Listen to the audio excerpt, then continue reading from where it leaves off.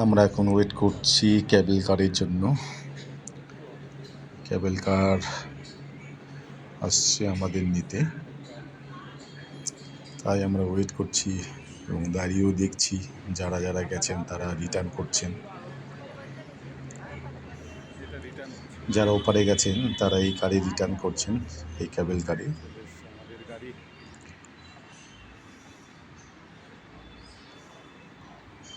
মোটামুটি 24 জনের মতো একসঙ্গে যাওয়া আসা করা যায়। এই প্রান্ত থেকে ওই প্রান্ত যাবে, ক্যাপাসিটি 24 জনের মতো। এনারা সবাই গেছেন, ঘুরে আসলো,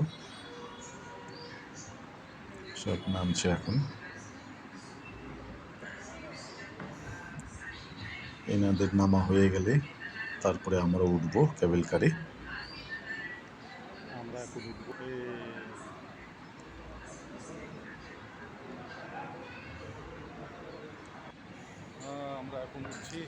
এখন আমরা যাচ্ছি আমাদের ক্যাবেল কারে। আমি একদম সামনে যাব যাতে আমার ভিডিও করতে কোনো অসুবিধা না হয়। আমরা দুজন একদম সামনেই, শঙ্করদা আর আমি। এখান থেকে ব্রহ্মপুত্রের ভিউ এবং মাঝখানে মন্দির, উমানন্দ মন্দির। এই সামনে দেখা যাচ্ছে এটাই উমানন্দ মন্দির। বৃষ্টির জন্য জল অনেকটা বেড়ে গেছে।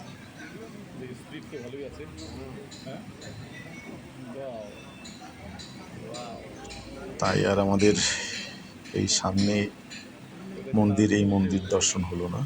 এখন ওই প্রান্তে গিয়ে দেখা যাক কি হয়। গৌহাটিতে এই ফার্স্ট টাইম যাচ্ছি ক্যাবেল কারে।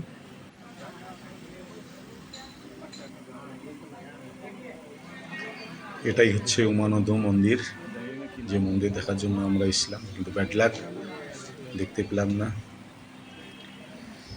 উপর থেকেই দর্শন হলো, নেক্সট টাইম দেখা যাবে। কিন্তু ব্যাড লাক, জাহাজ বন্ধের জন্য এই মন্দিরে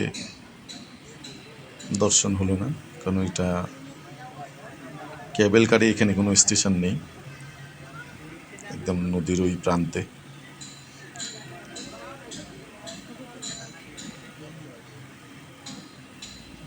তাই উপর থেকেই দর্শন হলো, মন্দিরে আর যাওয়া হলো না। নেক্সট টাইম ট্রাই করব।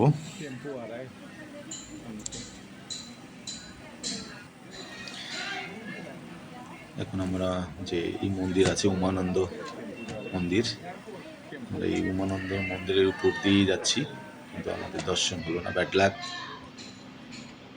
জল বেড়ে যাওয়ার জন্য এই জাহাজের যতগুলো জাহাজ আছে সব বন্ধ। এখন আমরা ওই প্রান্তে গিয়ে দেখি কি কি দেখার আছে।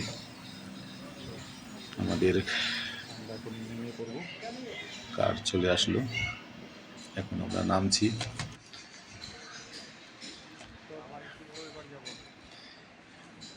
নেমে দেখি এদিকটা কি দেখার আছে, আইডিয়া নেই। যতক্ষণ না আমরা বাইরে বেরোচ্ছি কি কি আছে দেখার, দেখা যাক। একটু জিজ্ঞেস করবো কি কি আছে এখানে দেখার। আমাদের দুজনেরই কোনো আইডিয়া নেই।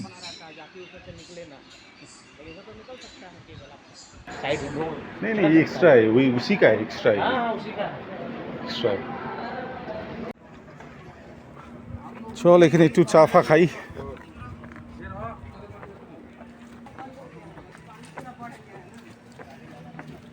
এখানে একটু চা খাওয়া যাক।